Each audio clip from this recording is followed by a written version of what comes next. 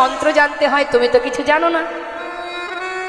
ছোট ছেলে বললেন, বাবা আমি তোমার মতো না হয় মন্ত্রতন্ত্র জানি না, আমি যদি ওকে ভালোবেসে খাওয়াই ও কি খাবে না?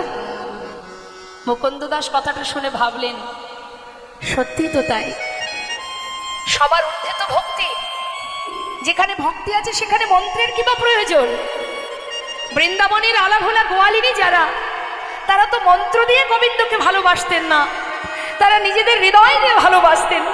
তা আমার পুত্র যদি ভক্তি ভরে ওকে খাওয়ায়, এর জন্য তো মন্ত্রের দরকার নেই। ঠিকই বলেছিস। হ্যাঁ রে বাবা, যাক শোন, রান্নাঘরে সব কিছু গোছানো, রান্না হয়নি, তুই একটু রান্না করে সেবা দিয়ে দিস। ঠিক আছে বাবা, তুমি চিন্তা করো না, তুমি চলে যাও। মুকুন্দ দাস যাবার সময় বলে গেলেন, হ্যাঁ রে রঘুনন্দন, আমার জন্য প্রসাদ রাখবি, আমি কিন্তু এসে প্রসাদ পাবো। চলে গেল মুকুন্দ দাস। আর ছোট্ট